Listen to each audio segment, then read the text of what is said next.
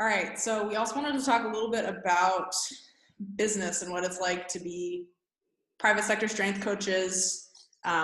We both have worked out at different gyms as well, but we also have our own coaching and consulting companies. We wanted to talk a little bit about what it's like to do that, because being your own boss is always an interesting topic, because all of a sudden you got to deal with money and legal stuff and facilities and parents and all kinds of fun things. So one interesting topic is about charging what you're worth and how to decide what a price point is for your services. Now, I personally struggle with this. It's a little bit scary to ask for dollars, especially because I really like helping people and like bringing value, and I really love soccer. So I would do it all for free if my life didn't cost something, and if my tuition for school didn't cost something, and if I didn't have to pay this rent on the first of every month, which, by the way, doesn't it feel like an extra slap in the face that rent was due on Monday this week? Yeah. That was brutal. It is, yeah. Never a good time. Yeah. All right, so how did you go about when you first started picking your pricing structure and what you were going to offer for that? Right. So I don't really like talking about money. But when I started out, which was over six years ago, 6.5 years, I just kind of looked at the average range in my area. And since I was new, I didn't want to get all pompous and be like, okay, well, I'm going to charge the most in this range. So I just kind of stayed more on the lower side because I was new. No one knew who I was. I didn't have a body of work to rest on. I didn't have testimonials. So yeah, I think like for anyone who's starting out, just keep all that in mind, and also keep in mind your certification and degrees. At the time, I didn't have my master's degree when I started out. I didn't have my CSCS, my strength coach certification, my soccer coaching licenses. So just keep all that in mind. And now that it's over 6 years later, I have all that. So I have my master's, my certs, a huge body of work working with, gosh, I don't know, over 1,000 players across the state of Maryland, individuals, teams, various ages, different clubs. So I definitely feel now I can go a little bit higher and go above average for in my area. So yeah, that's kind of what I go off of, because obviously like getting a master's isn't free. So that was expensive. Getting your coaching licenses and certs, that's money. So I think like parents and athletes need to keep that in mind when hiring someone. You get what you pay for. You really do. Absolutely. If there's a coach new to the game charging a ton, you might find yourself disappointed. I always encourage people to ask me questions when they're first starting out, like, what's your experience? What would you do with this?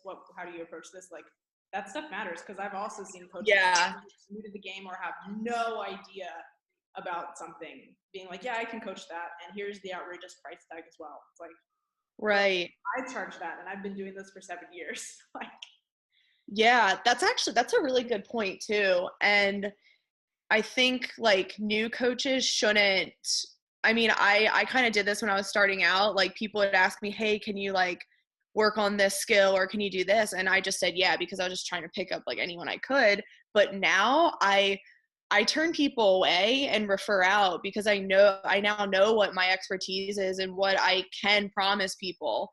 And if I can't deliver a certain result, I don't even want them. So I have to refer them to someone else who can work on that skill or whatever expertise they may have. So I know it's hard when you're starting out to, not take on everyone, but just kind of keep that in mind. I wish I had done that a little bit differently. Yeah, I How about you? completely agree. I don't do things like nutrition. That is not at all my yeah, no, I'm a strength coach. I Yep. physiology. I'm great with biomechanics, things of that nature. I can make you really strong and healthy and move well and move quickly. Yeah. But your fuel situation is, I have people that I can refer you to who are great at it for reasonable price. Yeah. For me, I would sacrifice my like honesty essentially. It would be immoral, I guess, for me to take your money for nutrition. I don't know. I mean, we've all done nutrition, yeah, it's not the same. I'm not an expert. But my mentor said regarding the prices, he was like, what scares you? And then add 10% onto that. So that was food for thought regarding what to charge. But when you looked at price points, were you looking at personal trainers in the area or strength coaches specifically? I was looking at strength coaches, strength and soccer trainers. Okay. Yeah, so we don't really have many people who do that here. So I base mine off personal training here in Germany, but in the States, I based it off of a percentage of what the averages of what consultants are making and trying to move it up from there. It's not easy to ask for money, I've realized. Yeah, it's not, but I think like once you like get more into it and you know what you can deliver to people, you become a little bit more comfortable and confident in yourself. Hey, like you are making a good investment. You are paying a good price point for what you're going to get, and let's do this. So yeah, it just takes, having that body of work to rest on. Yeah, now, how do you get most of your clients? Do they just somehow find you in the internet or your social media, or how do you kind of market and get your clients coming in? Right. It's funny because a lot of people think that I get all of my people from social media because I'm just so active and I blog, I create content. But man, I would say maybe like 5 to 10% of my clients from social media. Everyone else, like 90% of my clients have all been word of mouth and referrals since I started day one. Wow. And and honestly, I prefer that because they're good connections. You can trust them. You can trust your referrals. Whereas social media, you don't know what you're going to get. So I've been thankful to have the references I've gotten over the years. Social media for me, I never thought of it as like a marketing thing. It was more for me to selfishly, like I just like to write about soccer. So it's like, not really about you. Like I just selfishly like to create content. So I really but yeah, how about you? Are yours word of mouth or a little bit of both? Luckily, I had a lot of mine from my work before because I didn't used to work. I wasn't self-employed. Let's say I worked in a private sector facility and I was at an NCAA university for a long period of time.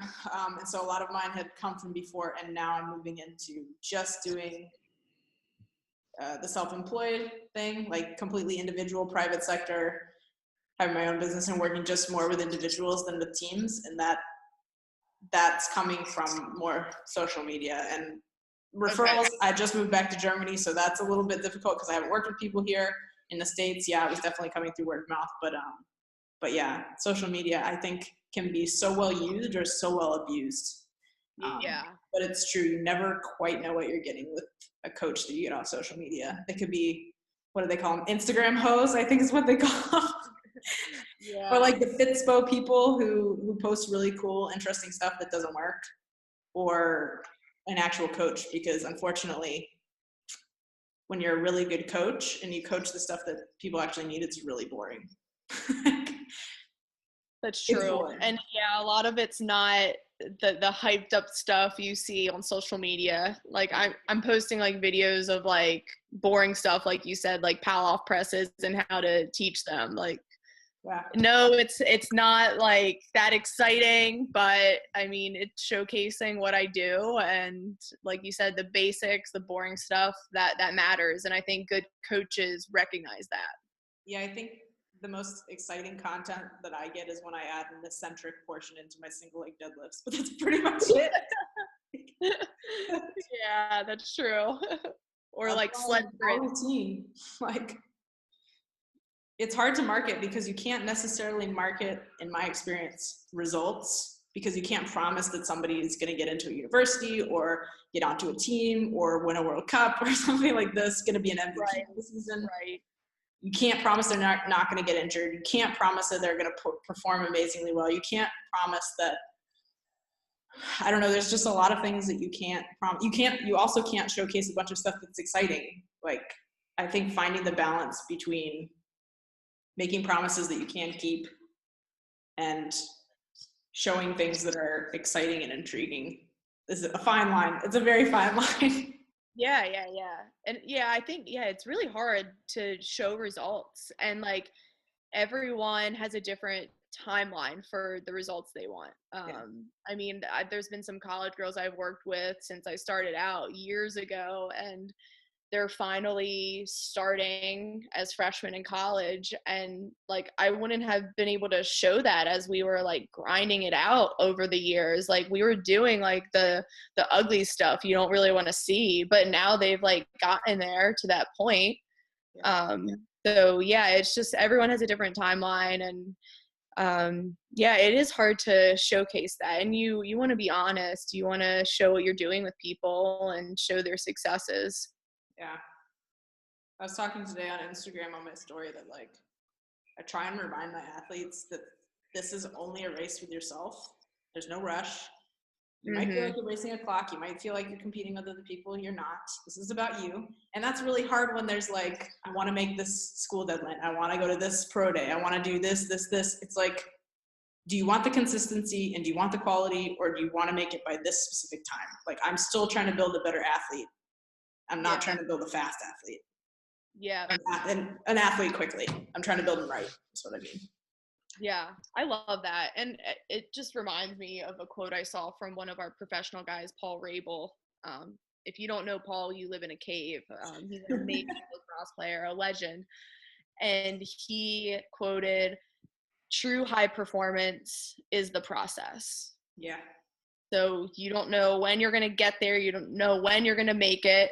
You just have to lean into the process. The good days, the bad days, the days when you're grinding it out, the days when you're feeling amazing. It's all a process. And I think like when I highlight my successful athletes, I let everyone know, hey, this has been like years in the making. Like they came into the gym 2 to 4 times a week consistently for like 6 years. Yeah. And just be like transparent about it, because that's like what it is. And I've had parents ask me, Julia, like, hey, can you like get my kid faster in like a month's time?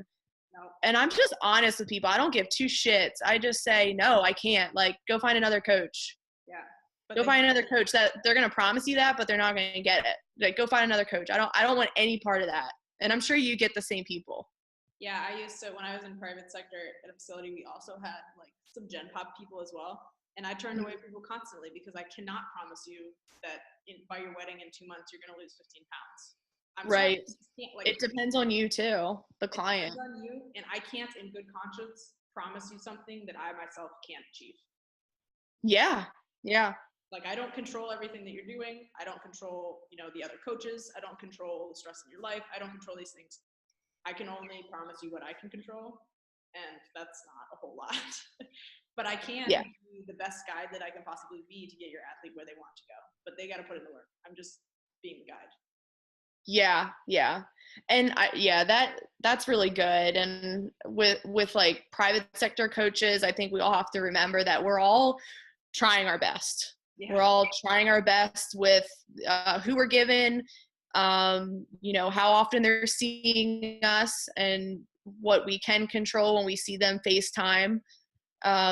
So yeah, I mean, I think as long as you're trying your best, like, and it's a two-way street, like it's got to be like client athlete or athlete trainer, and everyone, it's a team effort, really. It is. It really is. Anything else you want to say about business? Well, do you want to talk about like that it's not, I mean, like being your own boss, I think a lot of people say, oh, like, that's so awesome. You're so independent. You can sit in your house in your pajamas like we are doing now. But oh my God, there's just like so many like hardship. I don't want to say like hardship, but just like I feel like every week or every day even, there's like something bad going down. Yeah. Like some damage control, and it's just not, it's not what it seems. And I know like we all appear so smiley on social media, but this shit's real. Yeah, you don't really realize it until you get out there. So I was the assistant athletic director at a facility before I decided to completely branch off. I went back to grad school, all this stuff. And I didn't realize, I thought I had a lot of responsibility before because, I was checking payroll, I was overseeing all the trainers, I was writing the programs, I was this, that, and the other thing. You had a lot of responsibility as far as staff and athletes are concerned and quality control. But I didn't realize that not only am I my own boss, I gotta be my own marketing director, I gotta be my own accountant, I gotta be my own lawyer, I gotta be my own this, that, and the other thing. I'm my own alarm clock. 5 o'clock in the morning comes early. You don't have a secretary, you don't have a general manager. You gotta make sure that you are working all of these jobs. You learn a lot. I will say that. You learn a lot. Yeah. Very fast. Yeah, it's a lot. It's like beyond just like the coaching part, like, cause we love coaching. Like, I wish I could just do that part of it.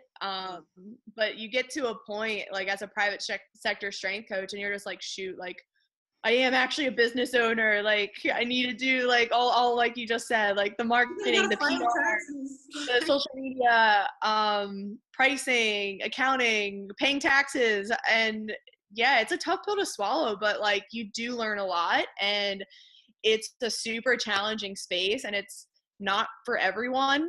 And you only can know if it's for you if you just do it. But it's never smooth sailing. Every day, like I have an issue come up, and just got to deal with it. Yeah, completely agree. You get really, really good at damage control for a little while, and then you learn how to prevent those things from happening, so you don't have to do so much damage control. You just get your system in order, but it takes a long time. It's definitely not something where you say, oh, hey, I'm going to just grow my social media following and become a coach, a private sector coach, and it happens in 6 months. I mean, I've been a private sector coach now since the end of sometime in 2016, and I still have 600 followers who are mostly coaches. I still have, a reasonable number of clients. I'm not making 7 figures. Like, I don't know who told you that you would, but they lied. This isn't a race for us either. We're just doing the best we can. Yeah.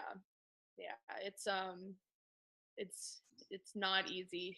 And it takes time. It takes time to build your reputation and to learn from your mistakes. I sometimes when I like go through my damage control moments, I'm just like, okay, what would a public relations person do? Call your friend. Hey, what would you say about this? I sometimes do, or I call my mom. My mom's like my like indirect PR woman. I'm always calling my best friend like, all right, so theoretically, if this situation happened, like, what would you do? Yep. Well, did that situation happen? And I was like, yeah, but theoretically speaking. Yeah. Not to name any names, but this person. Yeah, you learn a lot. It's not for everybody. It takes time. You've got to be patient. And honestly, if you've tried it and it's not for you, that's completely okay. It takes a specific breed of person. We're not better than anybody else. It just is what it is. The other thing I would say is, like, you got to be really firm before you do split off what your coaching philosophy is. Mm-hmm. Like, mine is connecting with athletes, making them better, investing in them holistically, and bringing as much value as possible to every athlete that I work with. So I'm not here for the money. Again, if my life was free, I would do it all for free, but somebody's got to pay this rent on the first of the month.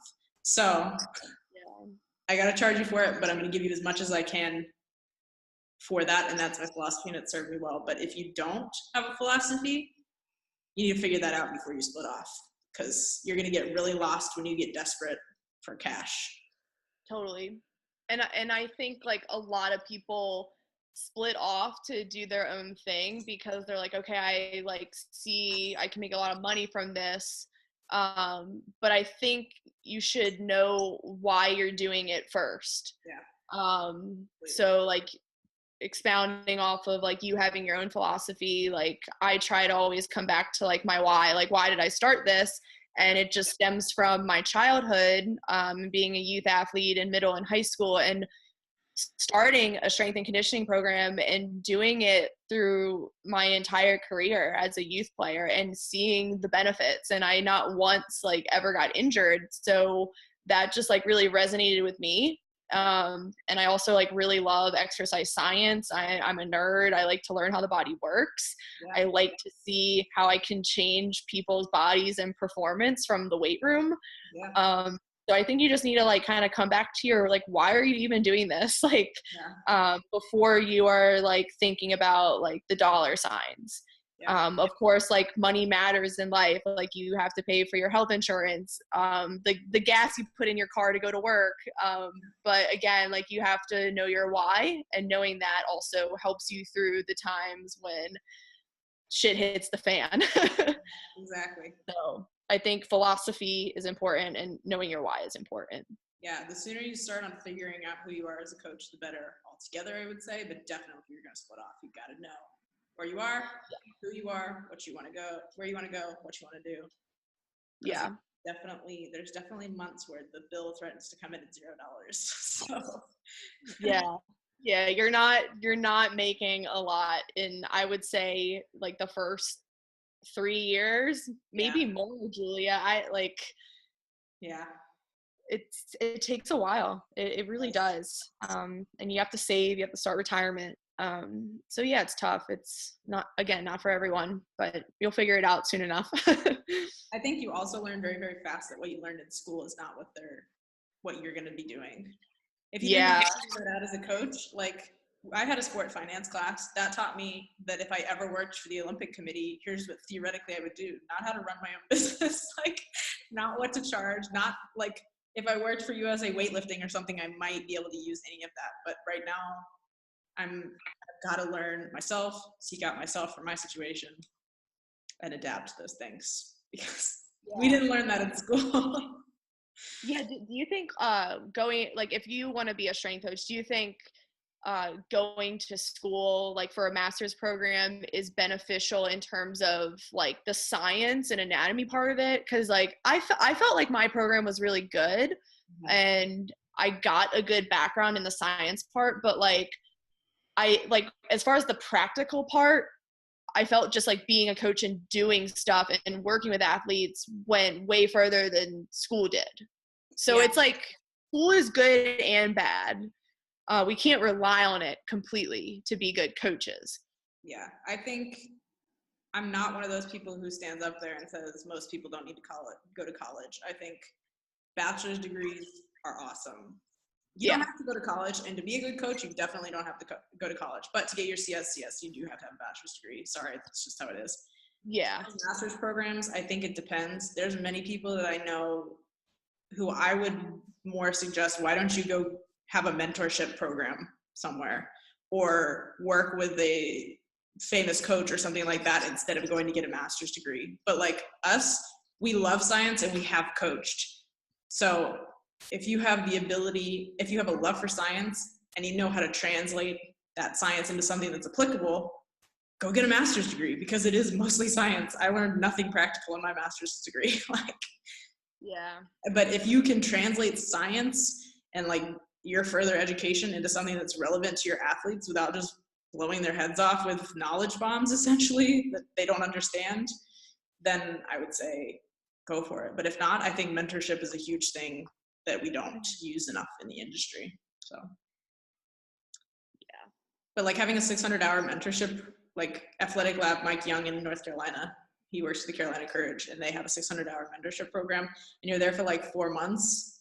And he said, like, he thinks it's one of the greatest things that's ever happened in the industry, because we don't come out of school knowing how to coach just because we have sports science degrees. Sports scientists don't coach either, but that's a different conversation. Some do, but not all. Yeah. It's coaching. I think becoming a better coach comes with confidence, and the more you coach, the more confidence you get. That's so true. and you're gonna mess up. You're gonna say things like, shoot, why did I say that 3 years ago? But you learn from it and grow. And if you're not looking at what you said when you started out and questioning yourself, then you're not improving. Exactly. There have been so many things I've said to athletes where I'm like, oh my God, like, where did that come from? I'm just being like now thinking 5 years ago, like, God, I hope they don't remember that. I hope she didn't hear that. I mean, I'm sure we're still saying some things, but like we'll catch on to it and grow from it, of course. But that's important to just kind of like reevaluate like what you're doing and who you're being. Florida is the only direction I'm interested in. So yeah. I think it's also the only direction my athletes are interested in. So you got to find athletes who are also interested in that. Yes. The process.